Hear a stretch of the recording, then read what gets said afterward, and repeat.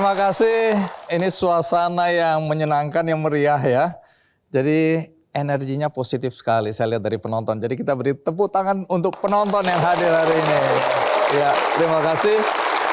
Nah, hari ini menarik karena ada fenomena yang terjadi tahun demi tahun. Dari waktu saya kecil sampai hari ini masih terjadi.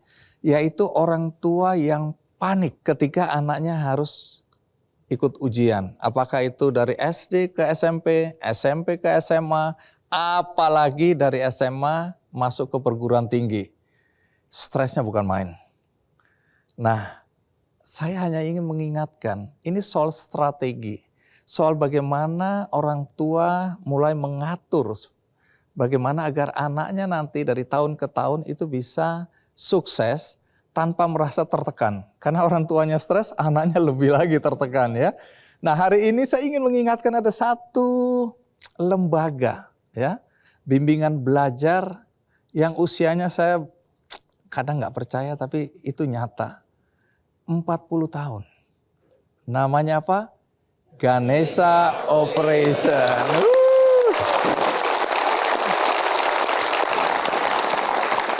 Baik, sebelum saya mengundang tamu-tamu istimewa kita, mari kita sambut Aruma.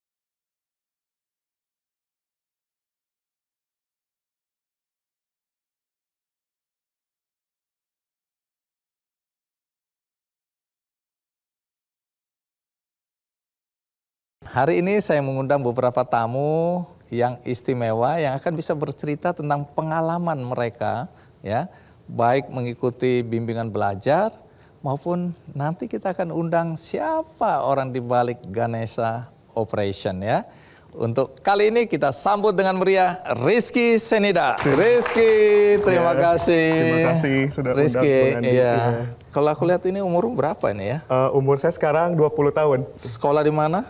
Sekarang saya adalah mahasiswa Fakultas Kedokteran. Oh, mahasiswa kedokteran. Iya, program studi pendidikan dokter Universitas Pajajaran dari Unpad, teman-teman. Ini menarik sekali karena prestasi Rizky ini kalau saya mau sebutkan terlalu banyak ya. Dan bahkan sampai hari ini. Tapi yang menarik, anak 12 tahun, kamu dan orang tua sudah punya strategi untuk pendidikanmu ya? Betul, iya. Semacam kami sudah membuatkan grand design-nya sebelum akhirnya bertempur ataupun menempuh pendidikan tinggi seperti itu. Orang tuamu pendidikannya apa? Sebetulnya orang tua saya biasa-biasa saja. Tetapi dalam hal ini sejak saya kecil memang saya dilatih untuk memiliki rasa yang bekerja keras seperti itu. Sejak kecil saya harus bekerja keras. Orang tua saya ini menginginkan anaknya itu untuk memiliki jiwa kemandirian sejak kecil. Dan saya rasa jiwa kemandirian inilah yang akhirnya outputnya itu saya bisa sampai berada di titik ini seperti itu. Bang Andi. Oke. Baik, kalau gitu duduk dulu, Rizky. Oke, jadi prestasimu banyak sekali, tapi kita mulai dengan sedikit cerita tentang siapa Rizky. Ini dia profilnya.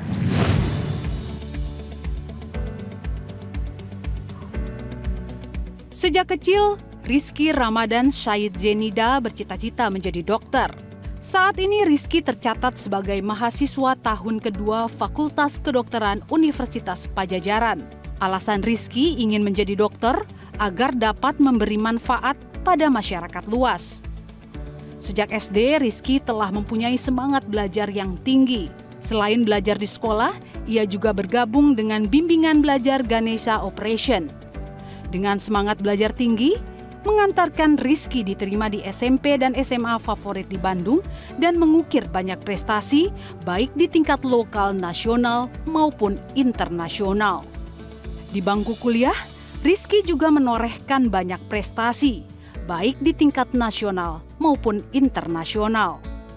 Di kampus, anak kedua dari 3 bersaudara ini aktif dalam berbagai organisasi mahasiswa, terutama kegiatan yang berkaitan dengan riset dan inovasi kesehatan. Dengan ikut terlibat aktif dalam kegiatan riset dan inovasi kesehatan, Rizky dapat berkontribusi lebih pada masyarakat. Sesuai dengan nilai yang ditanamkan orang tuanya bahwa hidup harus bermanfaat dan mengutamakan rasa empati.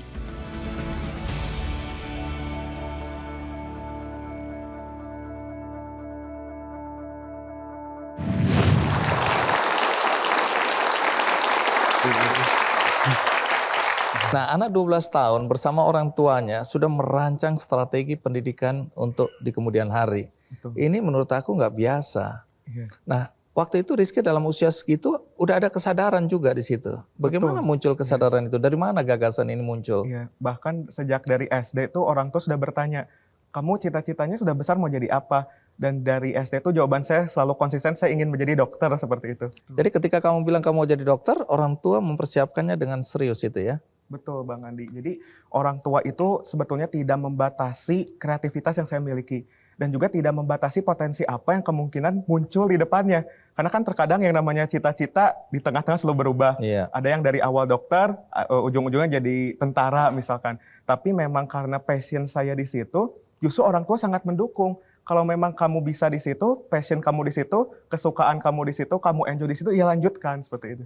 Artinya sejak kecil kamu sudah punya pola belajar dan dengar-dengar ikut bimbingan belajar. Betul, saya dari kelas 5 SD ikut Dari bimbingan kelas belajar. 5 SD ikut Iya. bimbingan belajar. Iya. Jadi bimbel itu bagaimana cerita bimbel? Cerita awalnya saya ikut bimbel seperti itu ya. Memang ini dari cerita orang tua terlebih dahulu Bang Andi. Iya. Jadi memang orang tua saya tuh mengajarkan 4 poin. Apa itu? Yang pertama adalah kejujuran. Jadi sesalah apapun saya tidak ragu untuk mengungkapkan dan meminta maaf kepada orang tua. Yang kedua, poin kedua yang orang tua saya katakan adalah mengenai bekerja keras seperti tadi yang disampaikan, dan juga kedisiplinan serta kecerdasan. Dari rasa disiplin itu, saya memang kebiasaan saya itu bangun pukul 3 pagi, saya sholat tahajud, setelah itu saya membuat suatu grand design kecil untuk hari itu, sehingga setelah azan berkumandang, saya harus menyelesaikan apa saja yang telah saya membuatkan listnya itu. Banyak pendidik atau orang-orang yang bergerak di pendidikan mengkritisi anak-anak yang disuruh belajar melebihi ya kapasitas dia. Artinya kalau dia di sekolah udah dapat pendidikan ini, disuruh les ini, les itu, les ini, les itu, les ini, anaknya lama-lama stres berat. Burn out. Ya. Nah, kamu gimana? Justru apabila ditanya hal apa yang ingin saya lakukan jika saya memiliki waktu luang, saya senang sekali untuk membaca dan juga menulis. Itu sejak SD seperti itu. Jadi saya mengikuti GO pun itu keinginan saya. Boleh ya? Bukan paksaan orang tua. Betul, tidak ada paksaan. Okay. Boleh nggak ya saya ikut GO gitu. Ketika datang ke GO, bertemu dengan teman-teman lain, di situ environment-nya mulai terbentuk. Saya dapat melihat teman sebangku saya, oh cara belajar dia itu seperti ini ya. Oh cara belajar dia, oh dia tuh pinter loh. Ternyata secara effortless saja dia bisa mengerjakan soal, yang mana saya aja mengerjakan soal ini misalkan 10 menit. Dia bisa 2 menit. Oh caranya begitu ya. Jadi ada interaksi, saling bertukar ya. Betul. Yang kedua, melihat juga dari guru-guru yang ada di sana. Saya yakin mentor-mentor saya yang ada di GO itu orang-orang yang kaliber di bidangnya. Sehingga dengan adanya kita bimbingan secara langsung, attach one by one dengan gurunya itu malah signifikansi belajar dan efektivitas belajarnya itu semakin meningkat. Karena kita dibimbing langsung, bertemu langsung dengan gurunya. Jadi berapa lama kamu ikut bimbel ini? Kurang lebih 8 tahun mungkin ya. 8 tahun? Iya, konsisten di GO terus. Baik, nanti kita akan lanjutkan. Menarik sekali ngobrol dengan Rizky. Kita rest jenak, ikuti terus Ki Candy. Dalam sejarah 66 tahun Fakultas Kedokteran baru kali ini ya terjadi ya. Dan ini mengingatkan kalau nggak salah waktu kamu masih SD ya, sudah ikut tryout untuk anak SMP.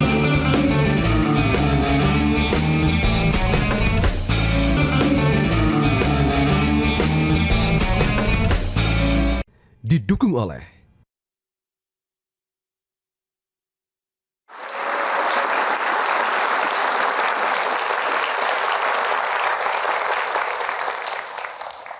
Rizky, ini anak-anak kalau disuruh ikut bimbingan belajar ya dari tahun ke tahun, waktu ke waktu, jangan-jangan dia nggak punya waktu untuk sosialisasi, bermain, sehingga dia antisosial nantinya.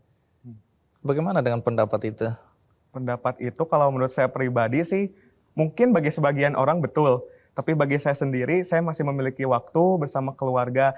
Karena saya itu sudah menjadwalkan, oh misalkan GO, Senin, Kamis, Selasanya nih kosong. Selasa misalkan saya gunakan untuk istirahat di rumah. Rabunya saya gunakan untuk mengikuti eskul misalkan.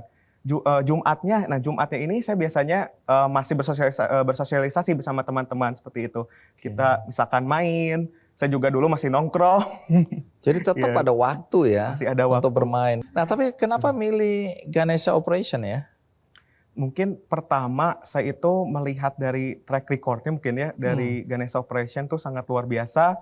Meluluskan banyak sekali calon-calon pemimpin. Banyak juga meluluskan akademisi yang memang luar biasa. Yang memang expert di bidangnya masing-masing.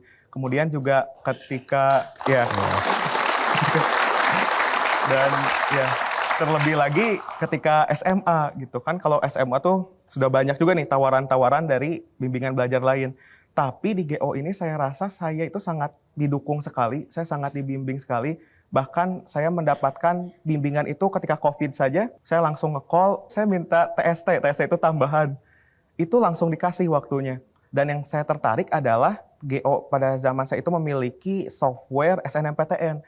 Sehingga dari nilai-nilai yang saya miliki itu dapat diprediksi. Ketika saya masuk ke fakultas ini, probabilitas masuknya itu tinggi. Kalau masuk ke fakultas B misalkan, oh ini rendah, tidak bisa gitu. Jadi itu sih yang membuat jadi saya dari awal kita udah tahu ini ya, kansnya ya, betul. peluangnya ya. Iya. Jadi nggak ngawur aja, pokoknya dikasih, kamu selamat berjuang, milih yang mana.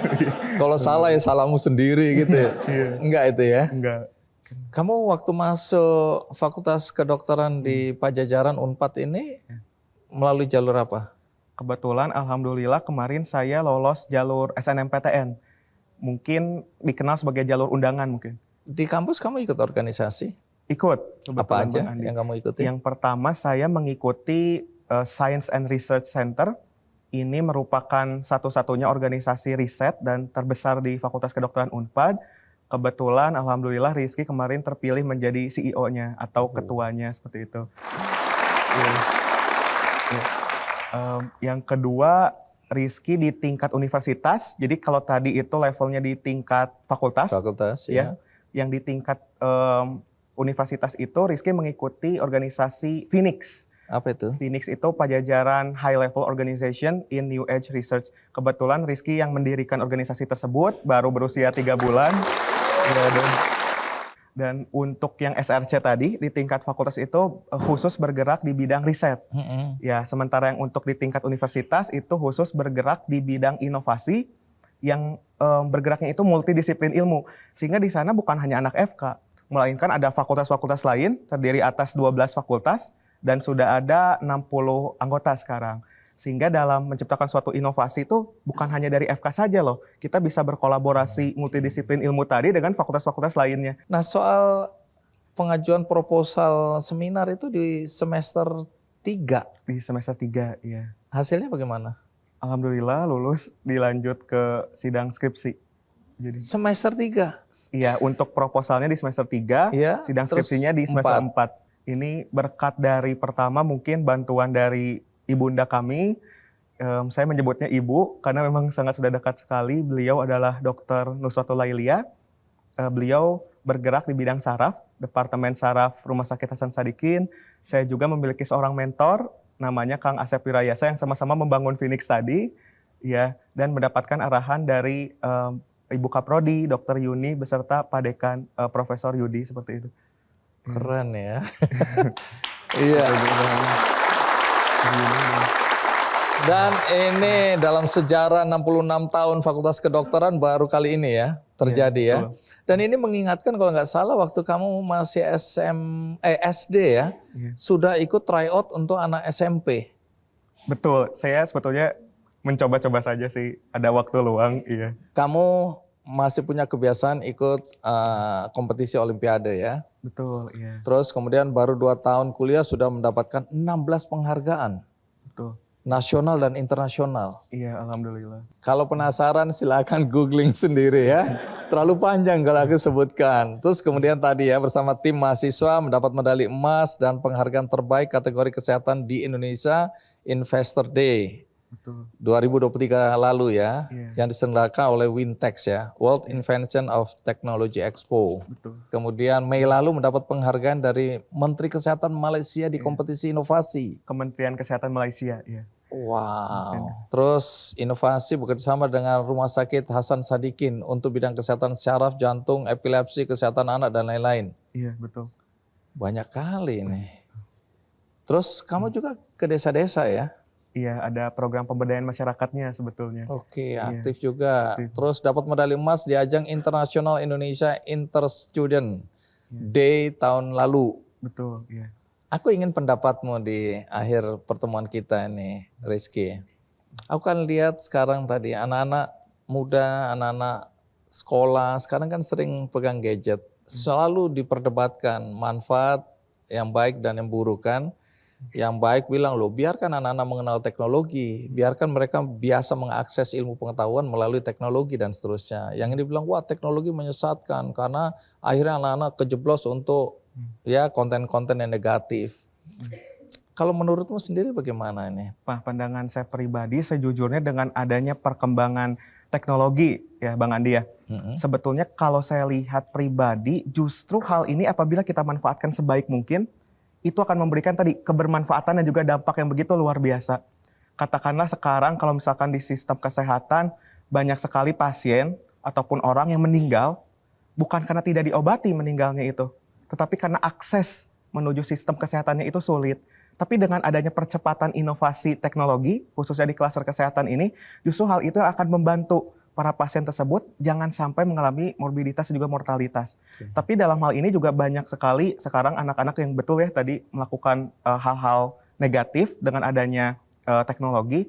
Sebetulnya di sini peran orang tua beserta peran guru dan juga peran anaknya itu sendiri yang memang harus berintegrasi sama-sama sehingga tidak bisa melakukan ataupun menggunakan teknologi itu hanya kita saja sebagai anak. Anak itu tidak boleh dilepas sendiri. Dalam proses belajar saja anak harus didampingi oleh gurunya apabila ingin belajarnya itu efektif dan efisien. Mengapa tidak hal tersebut ditetapkan juga kepada teknologi seperti itu? Dan yang paling penting adalah jangan ragu untuk berinvestasi di bidang pendidikan gitu. Sekarang tadi juga misalkan anak diberikan HP, HP-nya ini untuk apa tujuannya? Harus ada informed consent terhadap anaknya tersebut. Anak mau main HP, oke, main HP. Tapi di situ dilihat juga apakah kegunaan HP-nya itu screen time-nya lebih banyak digunakan untuk hal-hal negatif, untuk bermain saja, atau justru anak ini diberikan HP malah dia menggunakan HP-nya itu hal-hal positif. Oke, terima kasih. Terima kasih. Kita berikan aplaus untuk Rizky. Terima kasih. Ya. Berikutnya saya akan memperkenalkan Kevin. Kevin, terima Selamat malam, kasih Bang Andi. sudah hadir. Terima kasih banyak. Baik, Kevin, apa betul kamu tamat SMA usia 16 tahun? Betul, ya. Oke. Apa betul kamu sarjana dalam usia berapa tahun? 20 tahun.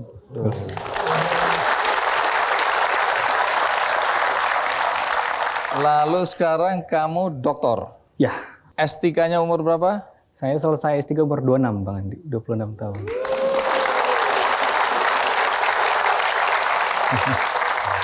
Apakah betul kamu dulu juga ikut bimbingan belajar Ganesha Operation? Ya, betul. Saat mau masuk ITB. Baik, bagi yang penasaran siapa Kevin, kita rehat sejenak, ikuti terus Kick Andy. Silakan duduk. Saya ditolak kebanyakan. Karena ujian saringan awalnya itu adalah ujian psikologi yang saya yakin psikologi saya itu nggak siap untuk itu. Anak 21 tahun tahu apa, Pak, gitu kan.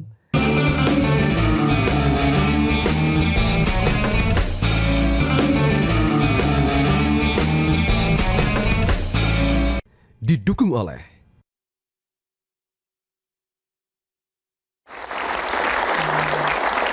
Baik, tadi sudah ada bocoran sedikit mengenai Kevin ya. Kevin namanya ini Kevin Marojahan Banjarnahor. Betul, Pak. Tapi kalau dipakai gelar Dr. Insinyur Kevin Marojahan Banjarnahor STMT.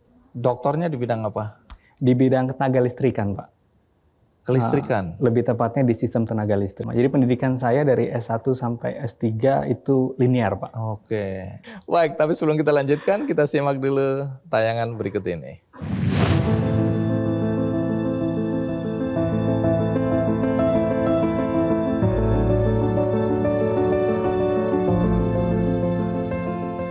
Kuliah di Institut Teknologi Bandung adalah impian Kevin Marojahan Banjarnahor setelah lulus SMA. Impian itu terwujud dan bukan hanya kuliah di ITB. Kini Kevin menjadi dosen di kampus yang diimpikannya itu. Ia menjadi dosen tetap ITB sejak tahun 2019. Kevin lahir pada 7 Maret 1993 dari pasangan Robinson Banjarnahor dan Riri Sitompul. Sejak SD, Kevin selalu memperoleh prestasi 3 besar di kelas. Saat bersekolah di SMP dan SMA, ia mengambil program akselerasi sehingga total SMP dan SMA diselesaikan dalam waktu 4 tahun. Pada tahun terakhir SMA, Kevin bergabung di Bimbel Ganesha Operation untuk memperbesar kesempatannya diterima di perguruan tinggi yang diimpikannya. Kevin diterima di Sekolah Teknik Elektro dan Informatika ITB lewat jalur seleksi nasional perguruan tinggi negeri.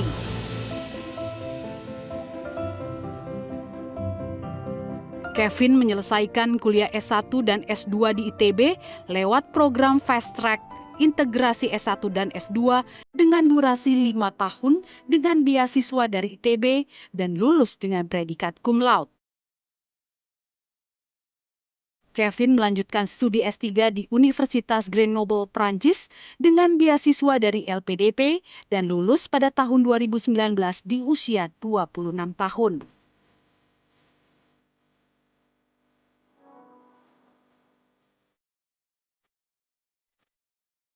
Kevin bermimpi untuk dapat berdampak lebih besar kepada sektor ketenagalistrikan Indonesia menuju kelistrikan yang ekonomis, andal dan berkelanjutan, serta suatu saat mencapai jabatan akademik tertinggi, yaitu guru besar.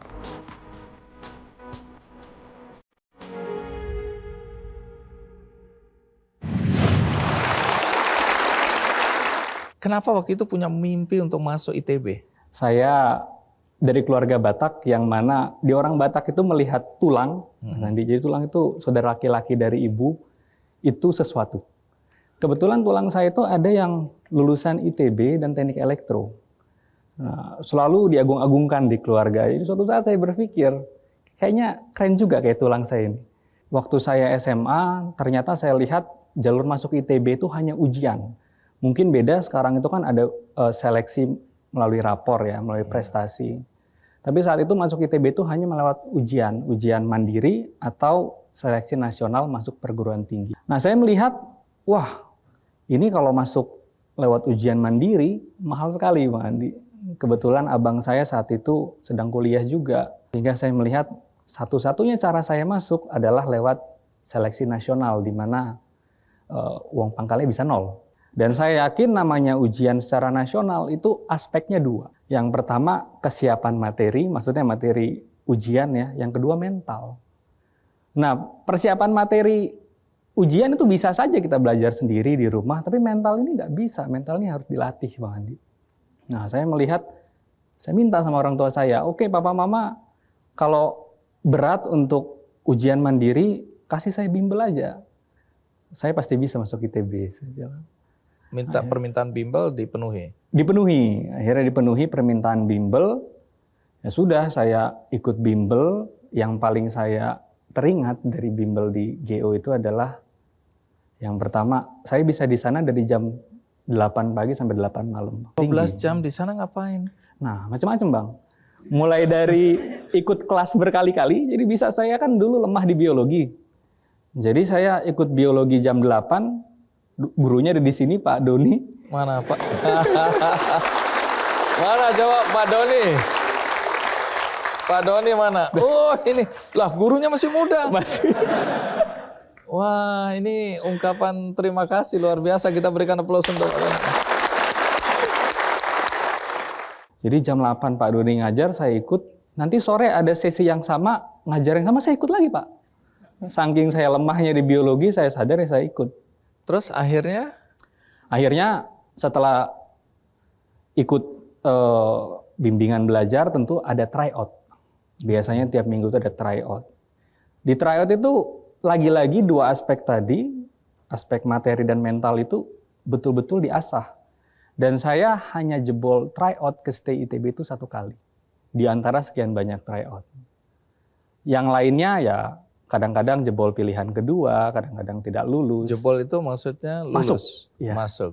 Lulus ke pilihan itu saya jebol. Maaf.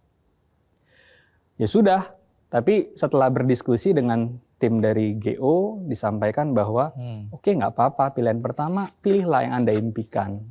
Tapi saya nekat juga saat itu.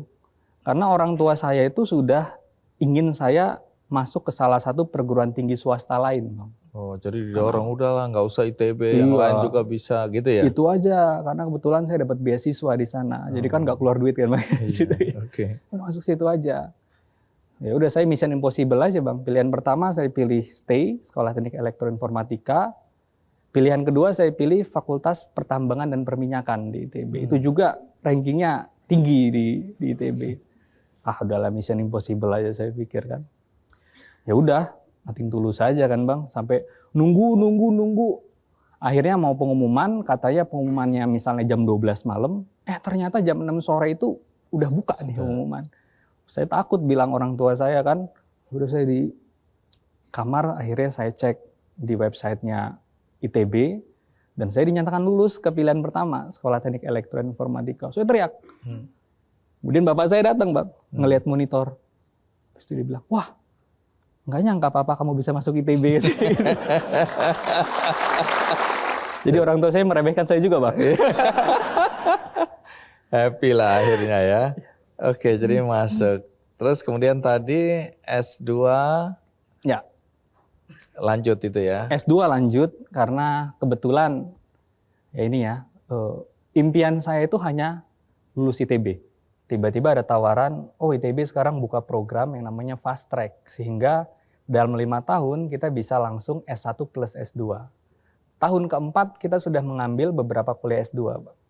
Ya sudah, karena kebetulan eligible dan ada beasiswanya, ya saya ambil. Kalau S3? Nah S3 ini ceritanya lain lagi. Jadi setelah saya S2 balik lagi ke permasalahan awal. Karena saya lulus saya nggak tahu mau ngapain.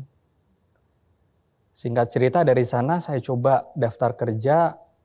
Karena di rumah kan malu, Bang. Jadi semua opportunity yang ada saya coba. Ujian untuk masuk ke perusahaan-perusahaan minyak, karena anak ITB itu hobinya masuk perusahaan minyak, Bang. Saya ditolak kebanyakan. Karena ujian saringan awalnya itu adalah ujian psikologi, yang saya yakin psikologi saya itu nggak siap untuk itu. Anak 21 tahun tahu apa, Pak, gitu kan.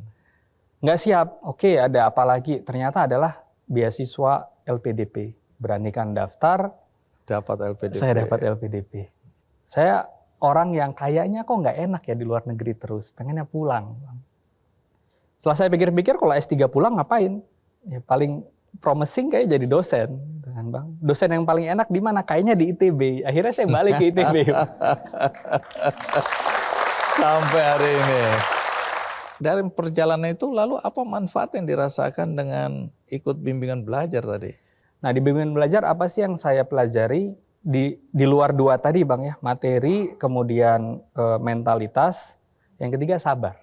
Sabar. Sabar. Maksudnya? Proses itu menurut saya bukan hanya sesuatu yang ya kita lihat dan kemudian nikmati ujungnya, tapi prosesnya itu sendiri adalah sesuatu yang harus kita nikmati. Itu juga adalah sesuatu yang ternyata penting. Jadi banyak orang yang pengennya itu ya bahagianya nanti waktu udah kaya gitu, Bang. Tapi prosesnya nggak dinikmati sama dia. Ini pesan buat teman-teman, adik-adik kita mungkin yang selama ini cara belajarnya salah, terus kemudian ada pilihan bimbingan belajar, Ya. Apa yang Anda sarankan? Yang saya sarankan tentu untuk adik-adik yang sedang menggapai ya, atau dalam proses menggapai mimpinya tadi, jangan hanya memikirkan titik akhir baru kemudian kita bisa senang, bahagia, tapi nikmatilah prosesnya. Dengan begitu hidup kita itu nggak bersungut-sungut, Bang. Nggak, wah kalau nggak dapet sedih gitu. Tapi kita bisa menikmati proses, kemudian saat hasil itu bisa kita gapai gitu ya, kita raih, itu akan memberikan sensasi yang berbeda. Baik Kevin. Nah setelah ini kita akan bertemu siapa orang di balik Ganesha Operation. Ikuti terus Ki Candy. Waktu saya bilang ke orang tua, dibilang, aduh nanti kalau kamu ke sana nggak ada uang gimana? Udahlah, yang penting saya bisa berangkat. Urusan nanti kita lihat nanti, saya bilang gitu.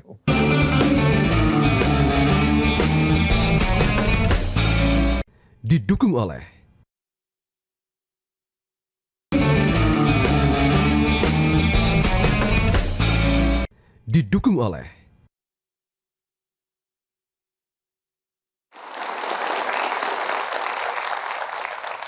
Jujur saya ketika mendapat informasi bahwa ada bimbingan belajar yang sampai hari ini bisa bertahan dan berkembang, rasanya nggak percaya. Karena ini era teknologi yang berkembang dan akses untuk mendapatkan ilmu pengetahuan begitu mudah. Tetapi bagaimana sebuah bimbingan belajar bisa bertahan sekian lama dan kemudian sampai hari ini memberikan kontribusi yang luar biasa bagi masuknya anak-anak muda ke perguruan tinggi. Nah, di belakang Ganesha Operation inilah saya ingin memperkenalkan Anda kepada sosok yang keren banget. Siapa dia? Profesor Dr. Insinyur Bob Foster.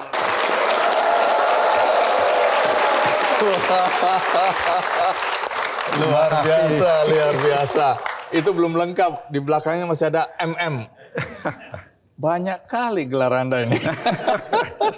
Jadi Pak Bob, terima kasih ya. Tadi kita udah dengar cerita-cerita bagaimana anak-anak muda yang mendapat manfaat dari apa yang Anda bangun. Dan dengar-dengar Anda bangun ini dari garasi. Betul. Dari sebuah garasi. Ya, Bang Andi. Tahun berapa itu? Tahun 1984. 1984 dari sebuah garasi Anda membangun yang sekarang menjadi berapa banyak? Saat ini ada 693 outlet di 294 kota se-Indonesia. Oke, silakan duduk. Terima kasih. Pak Bob, Anda ini disebut-sebut sebagai legenda hidup, the living legend.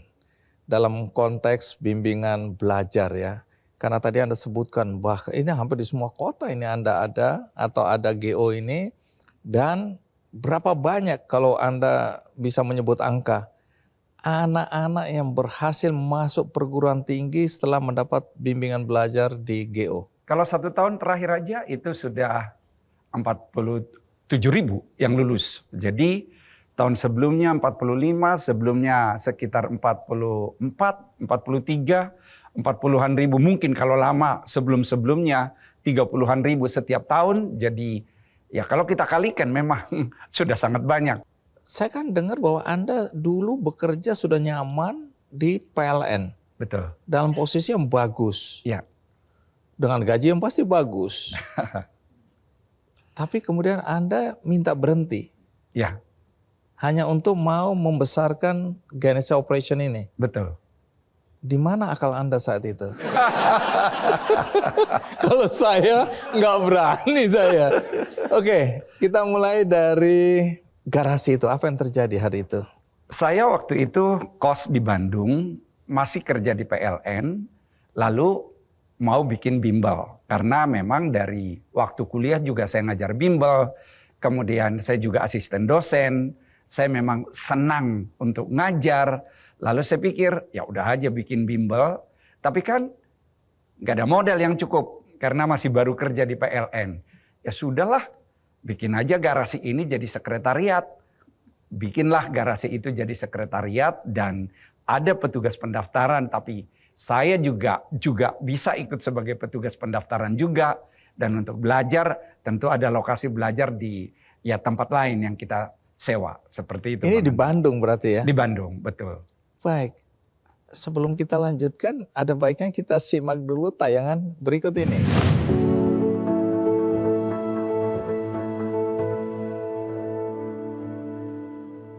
Setiap kesuksesan yang diraih seseorang memerlukan proses. Begitu juga yang diraih Bob Foster hari ini adalah hasil dari tekad, semangat, dan kerja keras serta dukungan dari keluarga. Bob adalah pendiri dari pemilik bimbingan belajar Ganesha Operation serta pendiri Universitas Informatika dan Bisnis Indonesia Bandung. Meski lahir dari keluarga sederhana, Bob mempunyai mimpi yang besar di bidang pendidikan. Saat duduk di SMP, Bob bercita-cita kuliah di Institut Teknologi Bandung ITB dan cita-citanya terwujud. Bob lulus dari jurusan Teknik Elektro ITB pada tahun 1982 dan kemudian bekerja di perusahaan listrik negara PLN. Kecintaannya pada dunia pendidikan yang mendorong Bob mendirikan Ganesha Operation pada tahun 1984. Dengan Ganesha Operation, Bob ingin membantu para siswa masuk ke perguruan tinggi dan sekolah favorit yang diidamkan.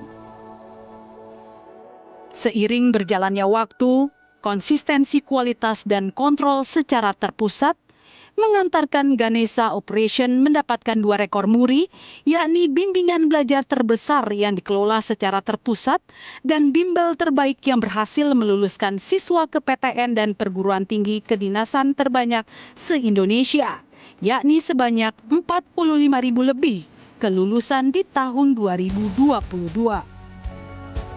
Sementara saat mendirikan Universitas Informatika dan Bisnis Indonesia Bandung pada tahun 2007, Bob ingin memberikan alternatif pendidikan tinggi dengan biaya yang terjangkau serta kualitas pendidikan yang baik. Pada bulan Oktober 2022, Bob Foster dikukuhkan sebagai guru besar di bidang ilmu manajemen.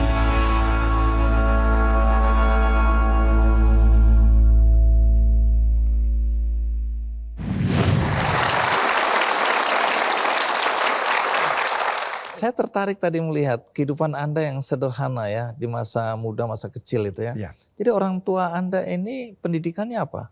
Nggak tahu apa lulus SD, tapi SD lah udah pasti.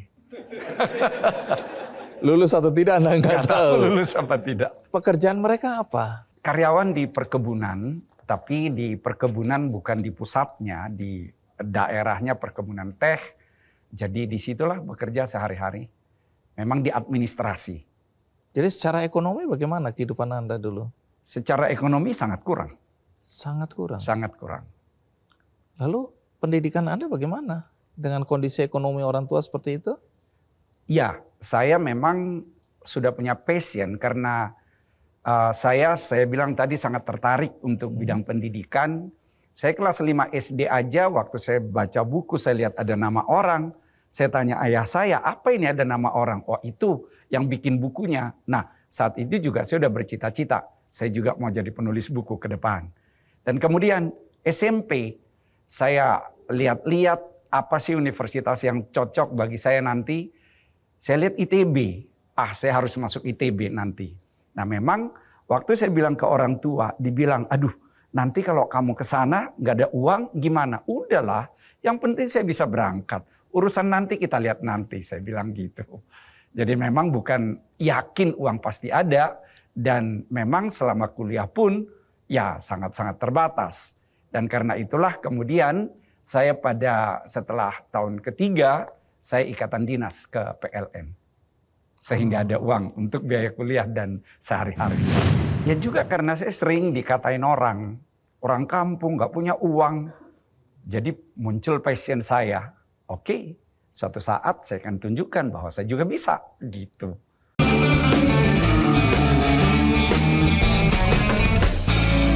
Didukung oleh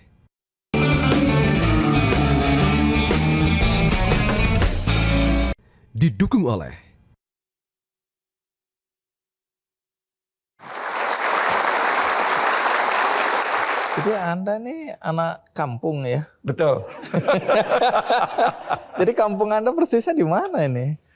Satu desa kecil di Sumatera Utara, di perkebunan Sidamani, ke dalamnya. Nggak tahu apakah ada itu di Google Map, nggak tahu. Gimana Anda punya mimpi yang melebihi pasti anak-anak kampung Anda sendiri? Dari mana itu? Ya juga karena saya sering dikatain orang kampung nggak punya uang. Jadi muncul passion saya. Oke, suatu saat saya akan tunjukkan bahwa saya juga bisa gitu. Tapi kan pasti rata-rata di desa Anda, di kampung Anda ini tidak ada mimpi anak-anak untuk sekolah setinggi-tingginya sampai bahkan di ITB waktu itu. Saya pikir tetap ada faktor positif dari orang tua saya karena ayah saya sering setel radio tapi radionya itu berita internasional lah, nasional lah gitu. Jadi itu juga memberi wawasan bagi saya untuk mendengar dunia luar walaupun di desa terpencil. Oke, jadi kesimpulannya kuncinya adalah beli radio semuanya. Akhirnya bagaimana bisa masuk ke ITB? Ini sambil saya membayangkan anak kampung ini ya. Iya. Sejak SMP sudah pengen masuk ITB, lalu SMA saya cari buku walaupun sangat terbatas yang ada soal tes. Soal tes masuk ITB. Lalu saya cari, dapatlah mungkin 1-2 buku saja. Itu saya pelajari, saya ulang. Itulah persiapan saya untuk tes masuk ITB. Anda kuliah ambil apa akhirnya? Saya kuliah ngambil elektro. Elektro juga? Iya. Oke. Terus lulus tahun? Lulus tahun 82. Langsung 1982. Langsung bekerja atau Langsung bekerja di PLN karena saya ikatan dinas. berapa lama Anda di PLN? Saya kerja di PLN 12 tahun. Bimbel ini dari mana idenya ya? Saya memang ada faktor, ya mungkin karena saya seperti tadi dari desa, lalu saya masuk ITB, kemudian kalau saya lihat pada saat itu belum seperti sekarang banget, ada sinkronisasi dari apa yang diajarkan di SMA dan keluar di perguruan tinggi. Misalnya tes masuk perguruan tinggi, kalau dulu terpisah banget. PTN bikin soal tesnya sendiri. SMA ngurus kurikulumnya sendiri. Lalu saya lihat, wow, sebetulnya orang gagal masuk perguruan tinggi yang terbaik pun, sangat baik pun, belum tentu karena dia tidak punya potensi. Tapi mungkin karena dia tidak mendapat pelajaran yang sesuai dan lengkap. Dalam satu kota aja, satu SMA itu ya satu dengan lain bisa beda kualitas. Apalagi kota besar dengan kota kecil. Lalu saya pikir, saya juga pengen bantu mereka dong. Jangan mereka gagal bukan karena tidak mampu, tapi hanya gara-gara mungkin sekolahnya kurang memberikan yang lengkap. Saya bikin gitu, itu latar belakangnya. Anda kan tadi bekerja di PLN 12 tahun. Ya. Pasti itu udah bagus lah ya, jabatan, posisi. Posisi apa waktu itu? Kepala bagian untuk daerah Bali sampai dengan Timur-Timur. Waktu itu belum merdeka. Itu kan luar biasa. Kemudian gaji saya udah membayangkan hari itu udah pasti bagus itu ya. Betul. Lalu kenapa Anda berani memutuskan untuk berhenti? Memang tidak mudah saya untuk memutuskan. Karena di PLN saya menikmati juga. Apa yang saya lakukan sesuai dengan keilmuan saya. Kemudian juga ya tadi fasilitas juga sudah tersedia sebetulnya. Di sisi lain saya juga hobi ngajar. Nah, saya di Bali sebagai cabang pertama GO. Kemudian pusatnya di Bandung. Tiap minggu saya bolak-balik Bandung, Denpasar tiap minggu. Karena saya harus lihat di Bandung, saya lihat di Denpasar. Lalu saya pikir, waduh, masa saya harus terus seperti ini? Tapi saya kok lebih suka ngajar ya. Lalu saya pikir, ya sudahlah PLN ini begitu banyak teman-teman yang ngurusin. Sementara GO ya masih sedikit dan saya juga memang sebagai orang yang di situ memang yang membuat dari awal. Ya sudahlah, saya ke GO aja biar PLN diurus teman-teman gitu. Dan saya keluar, saya langsung ngajuin surat pengunduran diri. Waktu itu sudah ada baru handphone. Handphone saya langsung saya off selama sebulan. Karena saya tahu pasti saya akan dicari terus. Dan betul loh, teman bilang, kamu dicariin. Oleh pimpinan PLN? Betul. Jadi intinya sebenarnya Anda mau ditahan itu artinya. Mau ditahan, betul. Nggak boleh keluar. Betul, malah Tunggu dulu, dibilang, Anda udah kamu masih mau naik tuh. Jadi pimpro gitu. Sudahlah, saya bilang. Nah itu keberanian yang luar biasa. Tapi Anda udah menikah nggak hari itu? Belum. Oke ya. Saya udah membayangkan kalau Anda hari itu sudah punya istri. Yang itu tadi. Tapi orang tua tidak mendukung untuk keluar. Orang tua nggak setuju? Iya. Apa kata Ngapain orang tua? keluar? Di situ kamu sudah oke kok. Coba, udah terjamin. Nanti pensiun kamu pun udah dapat uang pensiun. Dibilang. Saya bilang, aduh udahlah kalau kita mikirin hanya pensiun aja. Ngapain sih? Banyaklah yang harus kita lakukan sesuai dengan passion, cita-cita kita pribadi gitu. Tapi apakah waktu Anda memutuskan Anda yakin GO akan sebesar ini? Saya memang orangnya tidak ragu sih bahwa belum kebayang sebesar ini, ya belum kebayang. Tetapi ya saya lakukan aja terus apa yang bisa dilakukan. Saya lakukan toh udah jalan juga kok. Ada di Bandung, ada di Denpasar. Ya udah saya kerjain aja terus dengan serius. Yang juga saya lihat menarik adalah mimpi Anda ketika melihat buku dan ada nama di depan buku itu dan Anda bertanya ke orang tua tadi, ini siapa ini namanya, kenapa di sini? Dan dia ini memang penulis buku. Dan obsesi itu sekarang Anda wujudkan juga itu ya. Betul. Berapa banyak buku yang pernah Anda tulis? Sudah lebih dari 30 buku yang saya tulis. 30. Iya. 30 buku-buku apa aja terutama? Yang terutama 2 buku tentang fisika, mulai dari SMP, SMA, dan juga untuk perguruan tinggi manajemen. Nanti kita akan lanjutkan, tapi sebelum itu ada di sini Profesor Nasrul Watoni. Ini juga menarik ini, alumni GO, apa betul itu? Ya, betul. Umur berapa sekarang? Sekarang umur 42. Tadi apa saya salah nyebut profesor tadi itu ya? Kebetulan memang menjadi profesor termuda di Universitas Pajajaran. Profesor termuda. Waktu itu Oke. profesor di umur 39. Profesor 39. Ini bidangnya apa? Bidangnya teknologi farmasi dan farmasetika. Anda dulu kuliahnya di mana? Kalau kuliah S1 di Farmasi Unpad, kemudian terus lanjut profesi apoteker di Unpad juga, dan lanjut S2 ke ITB. Karena ini juga ada historical juga nih. Dan terakhir S3 di Jepang, di Kumamoto University. Oke, menarik. Sedikit cerita ketika Anda bimbingan belajar di GO itu bagaimana ceritanya? Kapan itu? Waktu saya SMA kelas 3. Jadi waktu itu memang sebelumnya kakak saya almarhum, beliau duluan ke GO dan diterima di Fakultas Kedokteran di Universitas Pajajaran. Lewat GO itu saya menemukan atau saya diarahkan bahwa kamu cocok di bidang farmasi gitu. Karena sebelumnya kakak saya diarahkan ke kedokteran.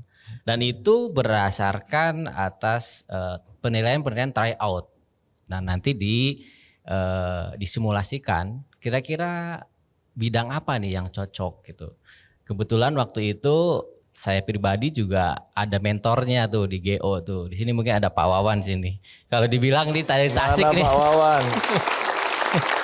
Pak Wawan. Nah, kebetulan pilihan pertama itu adalah farmasi ITB. Dan yang pertama ITB dan kemudian yang diterimanya itu adalah farmasi Unpad. Tapi justru karena masuk farmasi Unpad inilah saya dianugerahi mendapat gelar guru besar termuda ini. Guru besar termuda ya. Nah, yang menarik juga dari Nasrul ini soal publikasi ilmiah ya.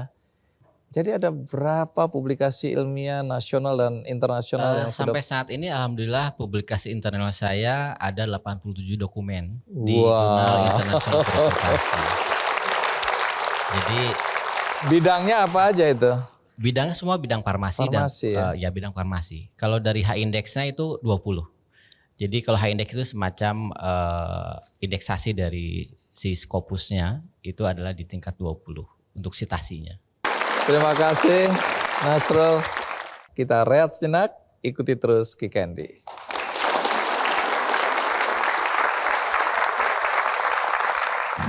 Kita ini bukan ngejar argo ya, saya bilang. Kita ngajar harus ada hati loh untuk ngajar.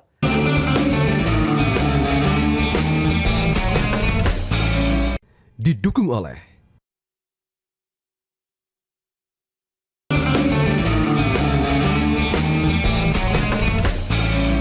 Didukung oleh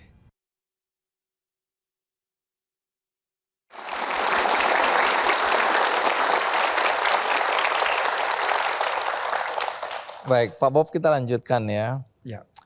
Saya tidak menyangka bahwa sebuah lembaga bimbel itu ternyata sejauh itu ya. Ya. Bahkan mengarahkan sesuai dengan prestasi anak itu ketika dalam perjalanan selama bimbel ini untuk menentukan jurusan apa yang tepat buat kamu, kekuatanmu di mana dan seterusnya. Ya. Saya pikir tadinya kalau bimbel ya udah kamu belajar aja lah, diajarin, habis itu ya silakan berjuang masing-masing. Tapi ternyata sejauh itu. Ya. Nah, yang juga jadi pertanyaan kan banyak orang tua yang memaksakan kehendak mendorong anak-anaknya masuk bimbel Ya. tanpa tahu anaknya ini nanti mau jadi apa dan seterusnya. Nah, anak-anak yang begini apakah ada di GO ini? Ada. Jadi anak-anak masuk bimbel itu berbagai latar belakang. Ada yang memang yang bersangkutan memang sudah punya passion yang luar biasa. Ada yang memang dipaksa orang tua karena orang tuanya pengen anaknya ini berhasil. Iya. Anaknya belum tentu punya motivasi. Ada yang dipaksa orang tua, daripada saya repot ngurusin ini, biar bimbel aja yang ngurusin gitu. Iya, Ada iya. juga. Dan itu pernah juga suatu kisah, ada seorang siswa kami, dia datang ke GO, kemudian tidak masuk kelas. Lalu waktu kita tanyain, masuk kelas dong belajar. Kamu gimana sih, kan sayang. Kamu udah ikut bimbel, udah bayar lagi. Udahlah nggak usah, saya di sini aja, paling saya ke kantin. Karena saya ke sini bimbel, karena orang tua saya biar nggak dia repot liatin saya. Kenapa? Orang dia berantem melulu kok di rumah. Kami kan broken home. Jadi saya juga di sini nggak ada niat saya belajar. Ya udah, kami kasih arahan, ya singkatnya kita bilang, kalau orang tua kamu seperti itu, lalu kamu tidak merespons dengan positif ke dirimu, kamu korban lagi nanti. Tidak seketika, 1 bulan lebih lah, ada 2 bulan. Akhirnya dia sadar. Dan dia rajin bimbel. Dan pilihan pertama yang dia sukai di PTN yang ya sangat bagus lah, dia diterima. Dan statementnya dia katakan, Ganesha Operation yang mengubah hidup saya.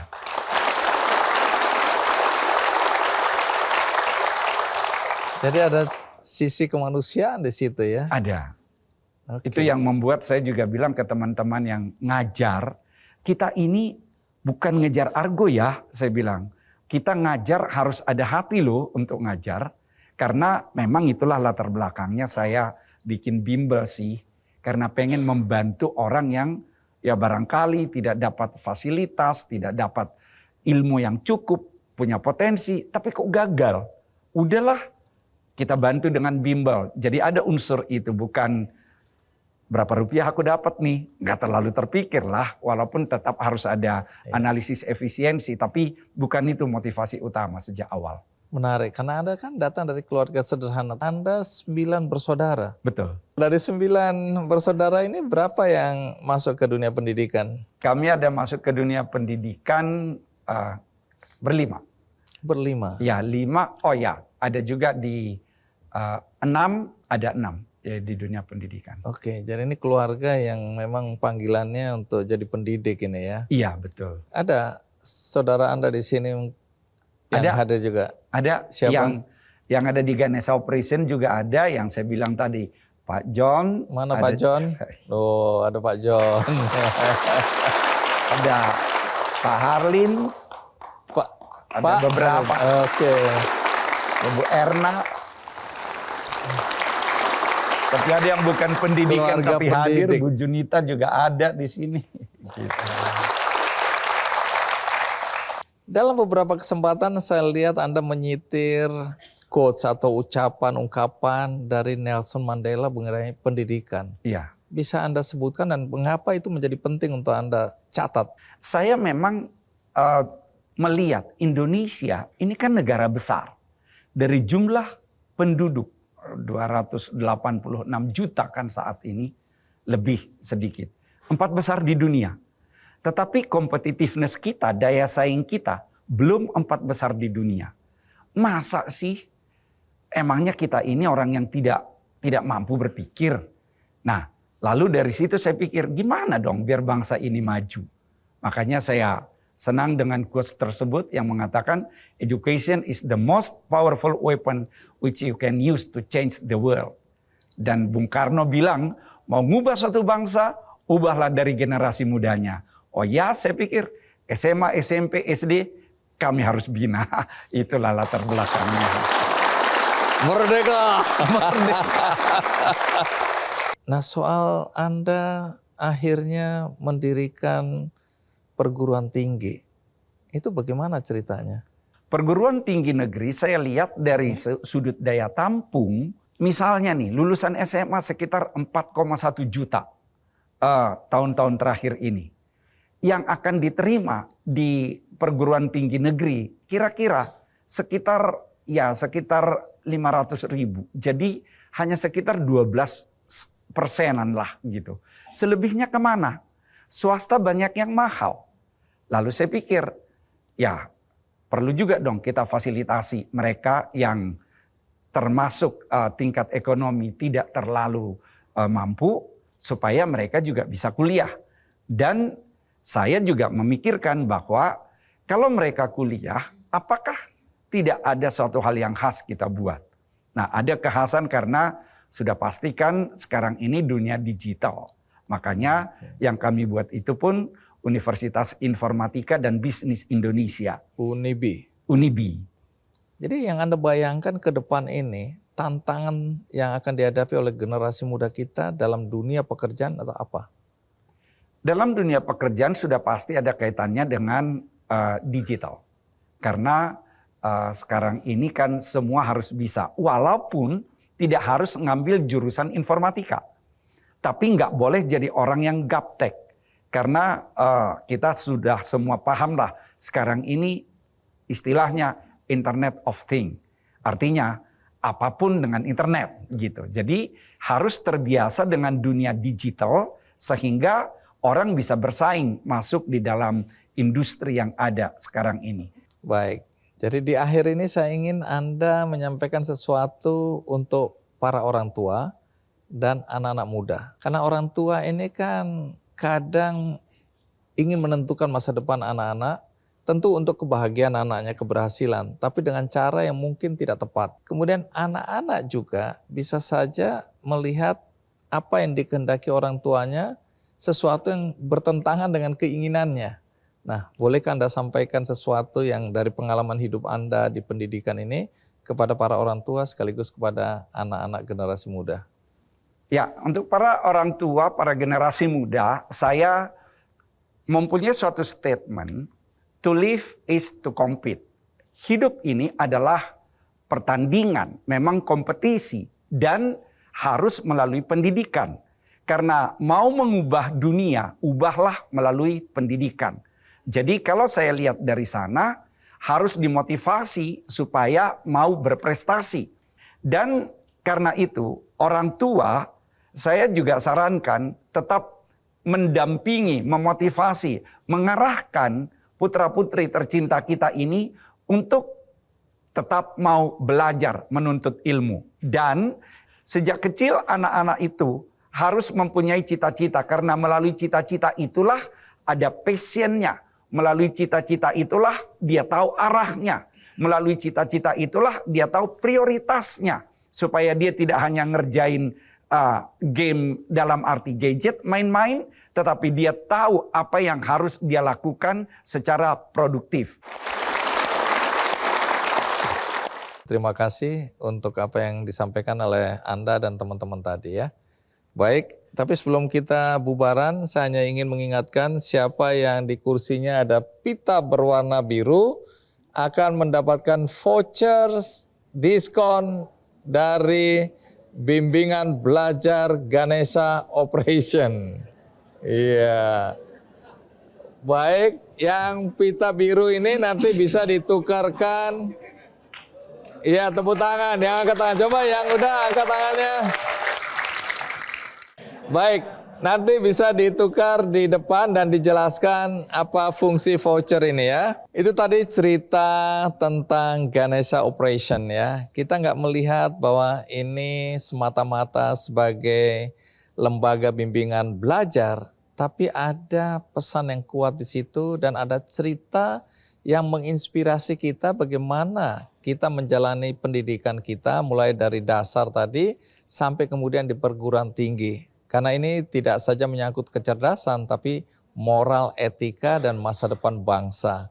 Jadi itu pesan yang kuat yang disampaikan dari episode kali ini. Dan bagi Anda yang tadi tidak menonton dari awal, Anda bisa menyaksikan tayangan ulangnya di metrotvnews.com. Dan juga bisa Anda saksikan cuplikannya di channel YouTube Kick Andy Show.